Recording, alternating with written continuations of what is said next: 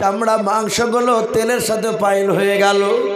আর দেখছে হাড়গুলো জোড়া জোড়া ছিল বাবা, ওই তেলের কড়াইতে হাড়গুলো আলাদা আলাদা হতে লাগলো।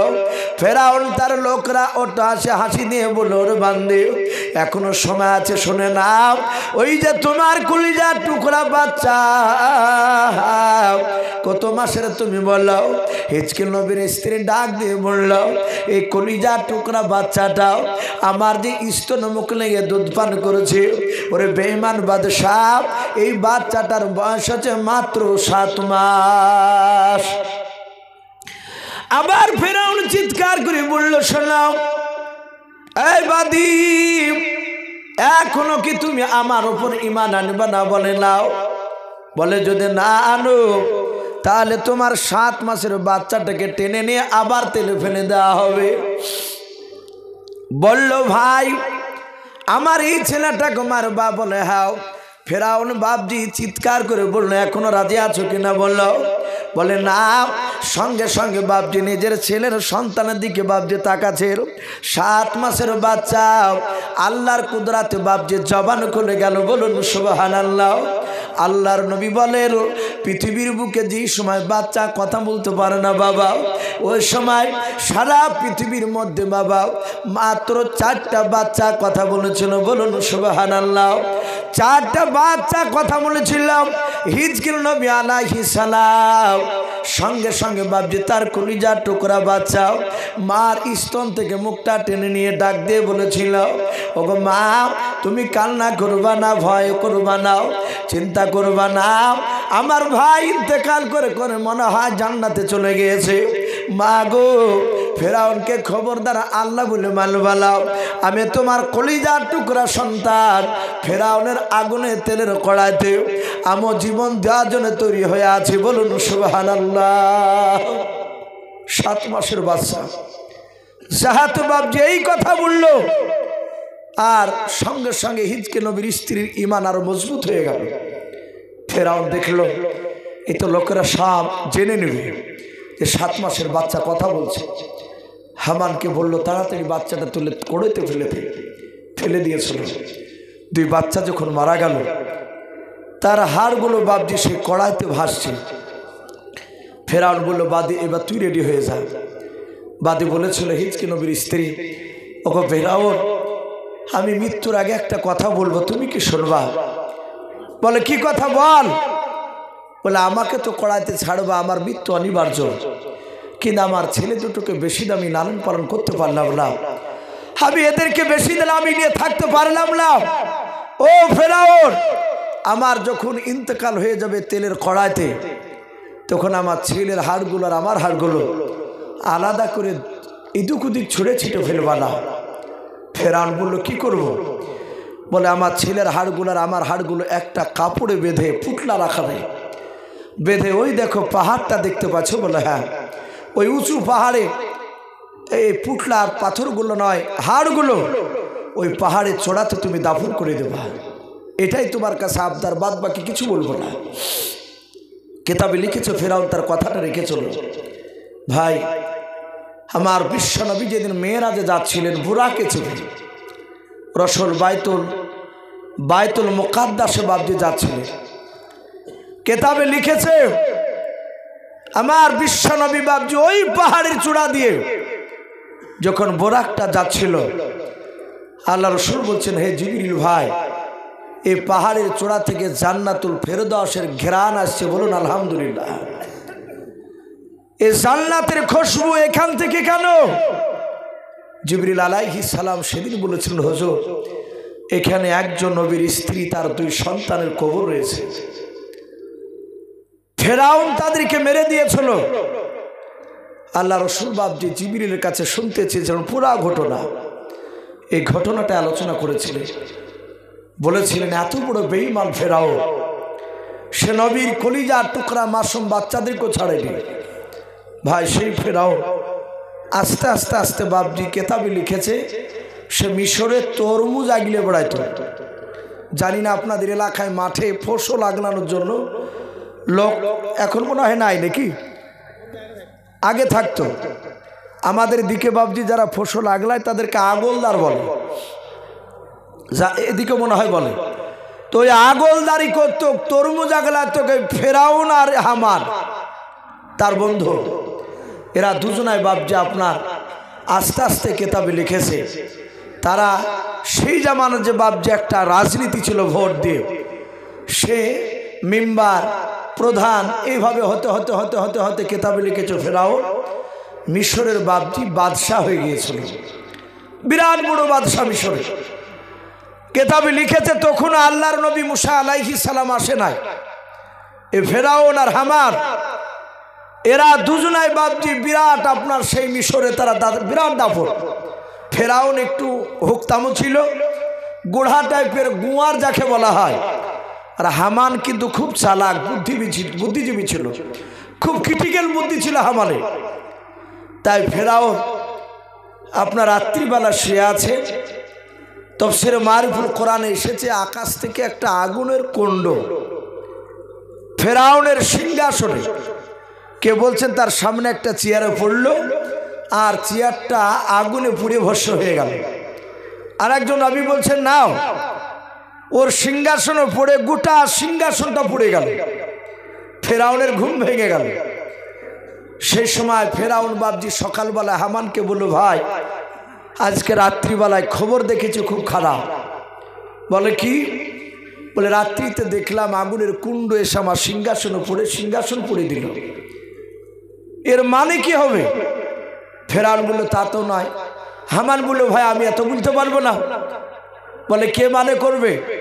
বলে আপনার দেশে যারা জ্যোতিষী আছে, স্বপ্নবিদ যারা আছে, আমরা পড়েছি হাদিসে তাদেরকে কাহিন বলা হতো। ডাক দিয়ে বলল যে ভাই জ্যোতিষী কাহিনরা অনেক কিছু বলতে পারে। মক্কা নগরে বাপজি সেই জামানায় এমনই অন্ধকারের যুগে ছাইছিল, বাচ্চা ছেলের বাপজি তার বাপের নয় তার মার পেট থেকে যখন জন্ম নিত, দেখা যেত অনেক সন্তানকে তার বাপ মার দিকে যায়নি। এরকম সন্তান আমাদের নাই অনেক, দেখবেন অনেক সময় বাপ পরিষ্কার মা পরিষ্কার, বাচ্চা হয়েছে একবার আল খাতরা মতো দেখতে, তখন ওই স্বামীতে সন্দেহ করে যে বাচ্চা আমার নাই। বলে কি বলেন, এরকম হয় কি হয় না? অনেক সময় বাড়িতে অশান্তি সৃষ্টি হয়, আর মেয়েটা কাদার বলে না গো এটা অবৈধ সন্তান নয়, এটা পবিত্র সন্তান, এটা তোমারই সন্তান। অনেক সময় ছেলে আঁকড়ায় না, কথা বলে না, আর এক শ্রেণীর কিছু বদমাশ লোক থাকে, তারা বা তাকে সাই দেয় যে তোরা অত সুন্দর এক কোথা থেকে কাল বাও এসেছে রে, তখন মনটা খারাপ হয়ে যায়। আল্লাহ রসুলের জামানা তো বাপজি এরকম ছিল, তার বংশের দিকে না গেলে লোকেরা বলতো কি সন্তানটা অবৈধ। সেই সময় ওই স্বপ্নবিদ জ্যোতিষী কাহিন যাদেরকে বলা হয়, তারা যদি বলতো যে সন্তানটা অমুকের, তখন লোকে বলতো যে না একে আর অবৈধ বলা যাবে না, এই বৈধ সন্তান। তো ডাক দিয়ে বলল ভাই শোনো, তোমার এই স্বপ্নের ব্যাখ্যা এক নয় দুই নয় প্রায় 350 বাবজি ওপরে জ্যোতিষী আসলো, স্বপ্নবিদরা। ফেরাউনের কথা শুনে তারা সবাই একই মানে করলো। তারা বলল ভাই বাদশাহ নামদার আপনার স্বপ্নের ব্যাখ্যায় পাওয়া গেছে, খুব তাড়াতাড়ি একটা বাচ্চার জন্ম নিয়ে তোমার সিংহাসনকে সে কেড়ে নেবে। ফেরাউন ডাক দিয়ে বলল ভাই যে সিংহাসনটা কাড়াবে সে আমার যে দুশ্মন হয়ে আসবে, সে নারী না পুরুষ? তারা বলল নারী না, সে হবে পুরুষ, বেটা ছেলে। আবার ফেরাউন বলল ভাই সে বাচ্চাটা কি জন্ম নিয়েছে না নিবে? তারা আকাশের দিকে তাকে বলল ভাই বাচ্চাটা এখনো জন্ম নেয়নি, কিন্তু আগামীতে জন্ম নেবে। ফেরাউন বলল হামানকে যে এই হাত থেকে বাঁচানোর একটা রাস্তা, বলে কাল থেকে শুনে নাও, যত বাচ্চা বেটা ছিল মিশরে জন্ম নেবে সব বাচ্চাকে ধরো আর জবাই করো, শেষ করে দাও। হামান বলল ফেরাউন বাদশাহ আপনি ঠিকই কথা বলেছেন, ইও শয়তান ও শয়তান। দুজনাতি বলল ঠিকই এই কথা। আমি ফেরাউন বলল আমি এই জন্যই তো বাদশাহ তোমাদের, বলে প্রচার করে দাও।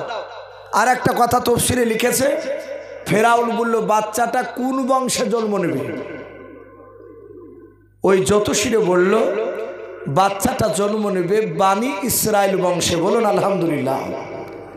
কোরআন শরীফে বানি ইসরাইল বলে একটা সূরা আছে, 15 পারা, 1,24,000 নবী রাসূল। এই এতগুলো নবী রাসূল, এর মধ্যে থেকে মাত্র 6টা নবী অন্য কোনো বংশে জন্ম নিয়েছে। কটা বললে? 6টা। এই 6টা নবী বাদ দিয়ে সমস্ত নবীরা, বাকি নবীগুলো ওই বানি ইসরাইল বংশ থেকে জন্ম নিয়েছেন। বলুন আলহামদুলিল্লাহ। তাহলে ভাবতে পারেন ওই বংশটা কত বড় দামি। কোরআন শরীফে তার নাম দিয়েছে সূরায়। ফেরাউনের লোকেরা বলল জ্যোতিষীরা ভাই এই বাচ্চাটা জন্ম নেবে বানি ইসরাইল বংশে। ফেরাউন আরো রেগে গেল, কারণ ফেরাউন যে বংশে জন্ম নিয়েছিল সেটা বানি ইসরাইল না। জানা আছে আপনাদের কারো? ফেরাউন যে বংশের জন্ম নিয়েছিল সে বংশটা ছিল কিপ্তিয়া বংশ। কি বংশ বললাম? কিপ্তিয়া। হামানও ছিল বাপজি কিপ্তিয়া বংশে। ফেরাউন বলল তাহলে প্রশ্নটা ক্লিয়ার হয়ে গেছে। ফেরাউন বলল আমার বংশে যতরা যুবক ছেলে আছো শুনে না, সবাইকে চাকরি দিলাম। আগামী কাল থেকে প্রতিটা বানি ইসরাইল বংশের বিবাহিতা যারা নারী আছে, যাদের পেটে বাচ্চা আছে, তোমরা 3 বার করে মেয়েটার পেটটাকে ইনকোয়ারি করবা, চেক করবা। বাচ্চা জন্ম দিলি, বেটা ছেলে হলি ছেলেটাকে জোর করে ধরে জবাই করে ফেলবা। এটা বাদশা ফেরাউনের অর্ডার। লোকেরা বাপজি মেনে নিল। বাচ্চা বাপজি ধরে আর মারে, ধরে আর মারে। এভাবে করতে করতে করতে করতে বলা হয়েছে 2 বছরের মধ্যে বাপজি গোটা মিশরের মধ্যে বাচ্চা ওরা হত্যা করলো ফেরাউন। মাত্র 6 লক্ষ, কত বললাম? 6 লক্ষ বাচ্চাকে বাপজি শেষ করে দিল। হামান দেখলো এ তো মাথা মোটা বাদশা, এর কথাকে যদি অমান্য করি তাহলে তুই রাগিয়ে যাবে আমার উপরে। সাথে হাতে বললো বাদশা একটা কথা বলবো, গোপনে চলো। বলে কি? হামান বলল ভাই এ যা শুরু করেছে আগামী তার বংশ বিস্তার হবে না, বংশ বাড়বে না। ফেরাউন বলল কেন? বলে এই যে বানি ইসরাইল বংশের বেটা ছেলেকে মেরে দিছে আর মেয়ে ছেলে গাদা লেগে যাচ্ছে, তাহলে বেটা ছেলে তো প্রয়োজন। ফেরাউন বলল কথা তো লিগ্যাল যুক্তিসঙ্গত, খারাপ বলো নাই, তাহলে এখন উপায় কি? এটা আমার সিংহাসন কেড়ে নিবে, ওই বংশ থেকে ছেলে আসে। বলা পারবে না। হে বাদশাহ আপনি 2 বছর বাচ্চা মারেন আর 2 বছর বাচ্চার ছেড়ে দেন। বলুন আলহামদুলিল্লাহ। হামানের এই যুক্তি ফেরাউন মেনে নিল। আমার আল্লাহ বলছেন এই ফেরাউন, যেই 2 বছরের বাচ্চা তুই মারতে নিষেধ করবি সেই 2 বছরের মধ্যে আমি আমার নবীকে পাঠাবো না। যে 2 বছর মারতে নিষেধ করলো বাচ্চা, ওই 2 বছরের মধ্যে বাপজির জন্ম নিল মুসা নবীর বড় ভাই। তার নাম কোরআন শরীফে পাওয়া যায় হারুন আলাইহিস সালাম। বলুন আলহামদুলিল্লাহ। সে তো নবী নাই, এমনি সাধারণ লোক। মুসা নবীর বড় ভাই হারুন চলে আসে, দিব্যি সে মানুষ হতে লাগলো।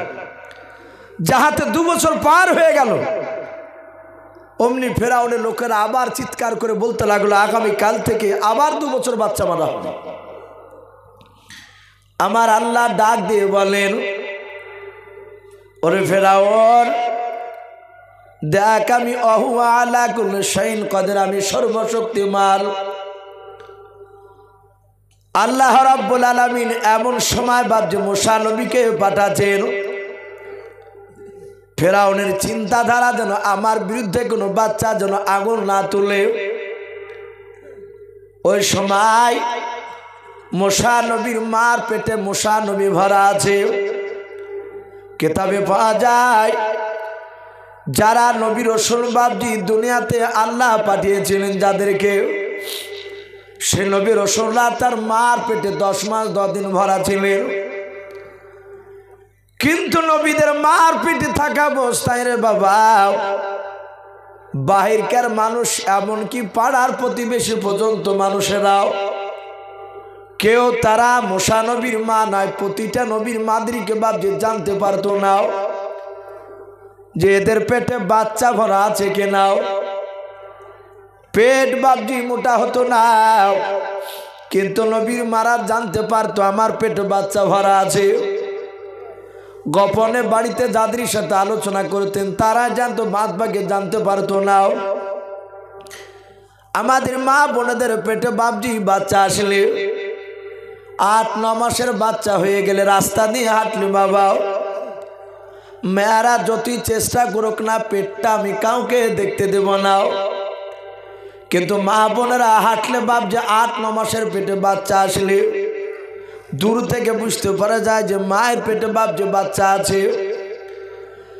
কিন্তু নবী রাসূলের বাপজি মার পেটে নবী রাসূল যারা ভরা থাকতেন তাদের পেটটা বাপজি উঁচু হতো না। মুসা নবী মার বিয়ে হয়েছে বাবা, এটা ভালো জানে ওরা। ফেরাউনের লোকেরা সকালবেলায় বাপজি বাড়ি টেনকনে করে গেল, বুঝতে পারলো না। জোহরের আগে বাবা, দুপুরের আগে মুসা নবী দুনিয়ার বুকে বাপজি চলে আসলেন।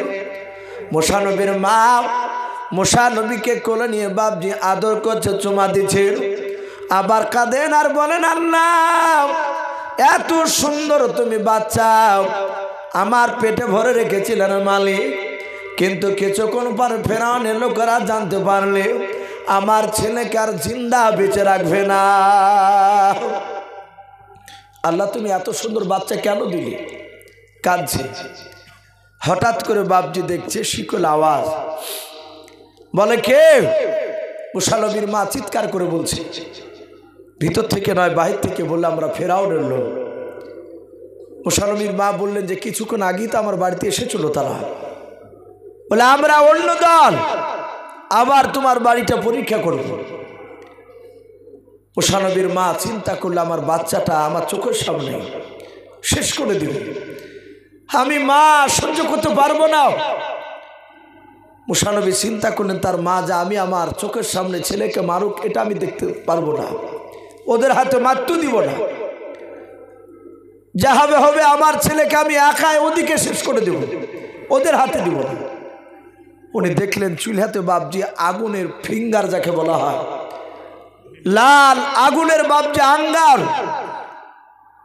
আগুন দাও দাও করে জ্বলছে। মুসা আলাইহিস সালামের মা ওদের হাত থেকে বাঁচানোর জন্য ওদেরকে মারতে দিব না বলে বাচ্চাটাকে চুলার ভিতরে রেখে দিয়েছে। ওরা বাপজি গোটা ঘর খুঁজল, কিন্তু চুলাতে যে বাচ্চা ভরা থাকবে এটা ধারণা করতে পারেনি। এরা চলে গেল, পেল না। মুসা নবীর মা কাঁদছেন আর বলছেন আল্লাহ আমার ছেলেকে আমি নিজে হাতে শেষ করে দিলাম। মুসা নবী পয়গম্বর আলাইহিস সালাম ওই চুলার কাছে গিয়ে দেখেন বাবা আমার মুসা নবীকে যেইভাবে বসে দিয়েছেন আগুনের ভিতরে, চুলার ভিতরে, মুসা নবী পয়গম্বর আলাইহিস সালামের একটা পশম পর্যন্ত বাপজি পড়ে নাই। বলুন আলহামদুলিল্লাহ। মুসা নবী হাত নড়াচ্ছেন, পা নড়াচ্ছেন। মুসা নবী মা মুসা নবীকে বাপজি তুলে নিলেন, কিন্তু না মুসা নবী তা বাপজি তো কোনো নাম রাখে নাই, কারণ চিন্তায় চিন্তিত ছেলেকে কেমন করে বাঁচানো যায় ফেরাউনের হাত থেকে। ছেলে নিয়ে চুমা দিছে, আর ওই সময় বাপজি দরজার ভিতর থেকে নয় বাবা বাহির থেকে একজন মানুষ অপরিচিত কণ্ঠ বাবা আবার ডাক দিয়ে বলে মুসার মা, এই মুসার মা। মুসার মা চিন্তা করছে আমার মুসা বলে তো কেউ নাই। দরজাটা খুলল, বলে কে ভাই? বলে আপনার যে সন্তান আছে ওর নাম মুসা, স্বয়ং আল্লাহ রেখেছেন, বলুন আলহামদুলিল্লাহ। বলে মুসা? বলে হ্যাঁ, খুব সুন্দর নাও। ওর আগে বাপজি ওই মিশরে কোনো মানুষের মুসা নাম ছিল না। মুসা নবী আসার পর মুসা নাম হয়েছিল আর একটা, হযরতে মুসা আলাইহিস সালাম। তার মা বলল ভাই তুমি কে? মেয়েটা নয় ছেলেটা বলল আমি পৃথিবীর কোনো মানুষ নয়, আমি আল্লাহর ফেরেশতা তোমার বাড়িতে ছুতার মিস্ত্রি সেজে এসেছি, কাঠের যে মিস্ত্রি বলে আমরা। বললো কেন এসেছো? বলে তোমার ছেলেকে এখানে নিরাপদে থাকা যাবে না, রাখা যাবে না, এই জায়গাটা নিরাপদ নয়। বলে কি করতে হবে? বলে একটা বাক্স তৈরি করে বাক্সের ভিতরে তোমার ছেলেকে ভরে দিয়ে ওই নীল দরিয়াতে তুমি ছেড়ে দাও। বলে ছেলে ডুবে যাবে। কোনো চিন্তা তোমাকে করতে হবে না, আল্লাহ হেফাজত করবে। বলে বাক্স কোথায় পাবো? ফেরেশতা বললেন জিবরিল যে আমাকে হুকুম করো। উনি মানুষ রূপ ধারণ করে দাঁড়িয়েছিলেন। ওনার কাছে কয়েকটা তক্তা ছিল, তক্তাগুলো ছিল জান্নাতি তক্তা। বলুন আলহামদুলিল্লাহ। জান্নাতের তক্তার সাথে দুনিয়ার তক্তা মিল খাবে ভাই? মিল খাবে না। পার্থক্য ওটাই হবে, দুনিয়ার ফলকে একবার কামড়াবেন, যদি টক হয় তো টকই হবে, আর জান্নাতের ফল আপনি যতবার কামড়াবেন ততবারই তয় রকমের স্বাদ হবে। বলুন আলহামদুলিল্লাহ। আর জান্নাতে সেই তক্তা বাবজি জিবরিল বললেন আপনি আমাকে হুকুম করুন, আমি তৈরি করে দিছি। হুকুম করলেন, কয়েক সেকেন্ডের মধ্যে বাক্স তৈরি হয়ে গেল। বলুন আলহামদুলিল্লাহ। জিবরিল বললেন ওগো মুসার মা, তোমার এই সন্তানকে ডালা তুলে ডালার ভিতর ভরে দিয়ে তুমি নীল দরিয়া ছেড়ে দাও। মুসা নবীর মা বাবজি সাদা কাপড়ে বাবজি জড়ে নিলাও। মুসা নবীর গোটা শরীর খানা বাবজি জড়ে দিয়াও, শুধু মুখখানা চেহারা খানা বাবজি আপনার খালি রেখেছে। বাক্সর ডালা তুলে বাক্সের ভিতরে ভরে দিয়াও, নীল দরিয়াতে বাবজি পানিতে ছাড়তে যাবে। ওই সময় মুসা নবীর আরেকটা বড় বোন ছিল বাবা, যে বোনটার নাম তাফসীরে মারফুল কোরআনে এসেছে মারিয়াম। কি বললাম? মারিয়াম, যাকে আমরা মরিয়ম বলি। মুসা নবীর মা ডেকে বলে বেটে মরিয়ম, আল্লাহর বড় পরীক্ষায় আল্লাহ আমাকে ফেলেছে রে বেটে। তোমার ভাই মুসাকে নীল দরিয়াতে পানিতে ছেড়ে দিলাও, তুমি নদীর কোল করে যাবা, ওপর দিয়ে যাবা, ফ্যাল ফ্যাল করে বাক্সর দিকে তাকাবা না। মাঝে মাঝে আর চোখে চোখে থেকে থেকে দেখে ভাব বাক্সখানা ভেসে যাচ্ছে না পানিতে ডুবে যাচ্ছে। ও বিটি লোকে জানে, কেউ জানে, বুঝতে না পারে, তুমি বাক্সকে ফলো করতে করতে তুমি হাঁটতেছো। মরিয়ম বেশ বাপ যে 10-12 বছর বাপ যে বাচ্চাও বললো মা চিন্তা করো নাও, আমি সেইভাবে যাব জানতে পারবে নাও।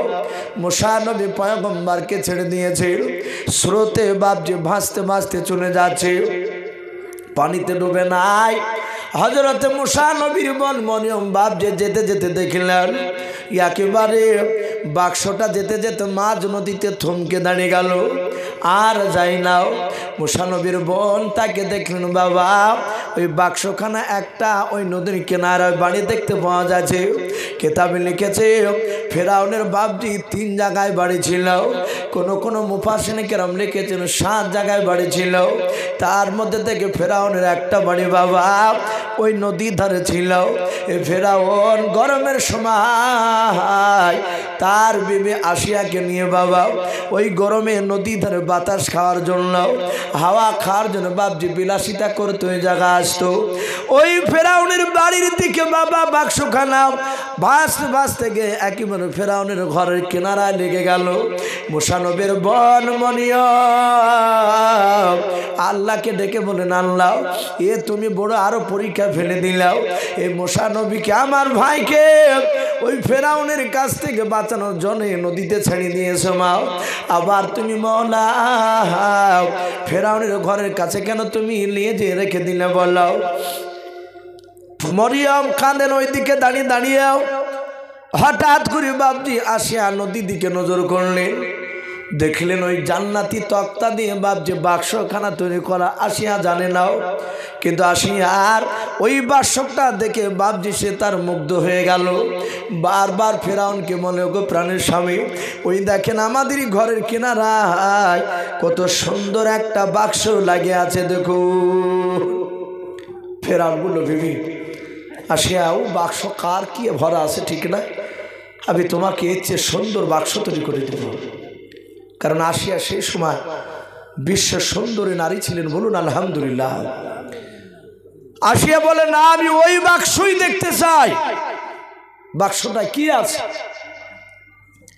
ফেরাউন বলল, বিবি তুমি দাঁড়াও, আমি যাই দেখি। যাহাতে বাক্সটা ধরতে যাবে, আল্লাহর কুদরাতে গভীর পানির দিকে আবার পেছন দিকে চলে গেল, বলুন আলহামদুলিল্লাহ। ফেরাউন আবার চলে আসলো, আবার নৌকাতে সে কিনারা লেগে গেল। ফেরাউন বলছে, বিবি আসিয়া মনে হচ্ছে ভিতর ভিতর দিয়ে কেউ টানছে। বলে, তুমি পারবে না, আমি যাই। আসিয়া গেলেন, বাক্সটা গেল না। যাহাতে বাবজি হাত দিলেন, আল্লাহর কুদরাতে বাক্স আপনি জাম্পিং করে ওই নদীর ওপরে বাবজি শুকনো জায়গায় দাঁড়িয়ে গেল, বলুন আলহামদুলিল্লাহ।